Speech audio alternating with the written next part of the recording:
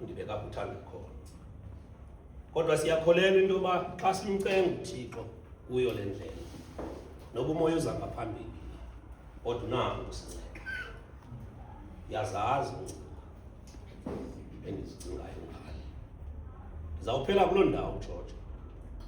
Uba zingcinga ezinjani iyawucaciswa nguwe mhlobam. Kodwa lo mprofeti okhategorayizwa njengomprofeti omkhulu okanye bakhategorayizwa bebathathu njengabaprofeti abakhulu eBhayibhileni. uJeremiya lo sizawuncokola ngaye kunye noIsaya ibe nguHezekile bakhategorayizwa njengabaprofeti abakhulu eBhayibhileni. Nendlela abaprofeta ngayo yahlukile. Fokazikhali lo mfo uzalelwa kwaYuda uthathwa njengomprofeti olilayo uJeremiya, ngoba indlela aprofeta ngayo uThixo umbonisile engekazalwa into ezikwenzeka. Yile nto ke ngoku ebesoloko lo mfo qho xa eprofeta emana unqanda ukuthi sanukuyenza le nto ngoba uThixo akayithandi. Yile nto athi xa eqala kule ncwadi athi ndakwazi ndingekabubumbi, athi usesesizalweni sikama ndandikubona. Ibangele loo nto into yoba lo mfo azibone izinto zingekenzeki, amane uThixo ukuthetha ngaye esithi ithi kwaba bantu ngoku bade bethinjwa nguNebukadinezari.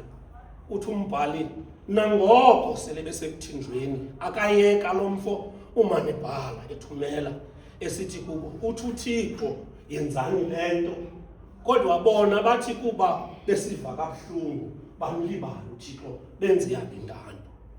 Kusemveni koba kuprofete ubuxoki kuprofeti uHananiya bantwana bakaThixo. Zawuhlala phansi Jojo, kodwa wanqanda lo mprofeti esithi kuHananiya uyenza njani into uthi uThixo uyithethile le nto ukuthi yophula ijokhwe kaNebukadinezari uThixo engayithethanga loo nto.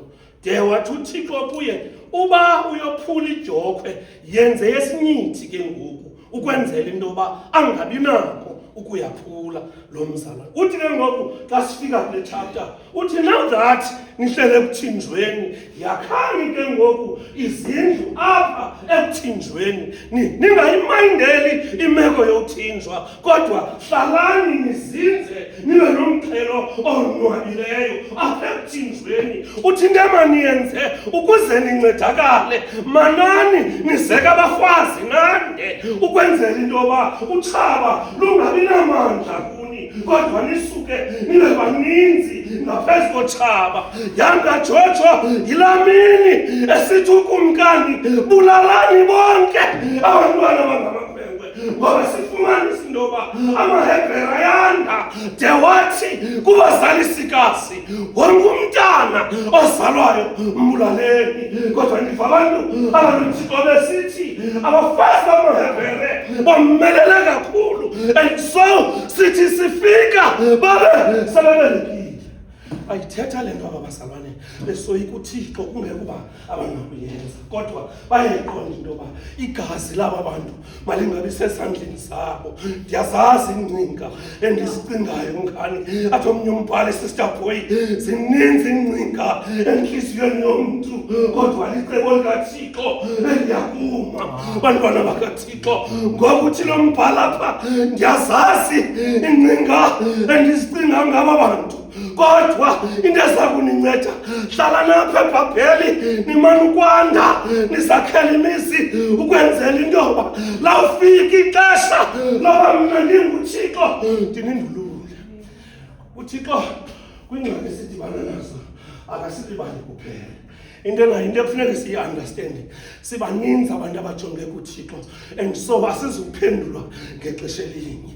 Oba isicelo sakho asikaphendulwa, sokucinga fana into yoba uThixo ulibele, kodwa uThixo xa ebuya uvakala usithi bendihlele ebumnyameni ndingakwazi nokulunga, kodwa afike uThixo, afike sowuncamile, afike sowufuna ulibala.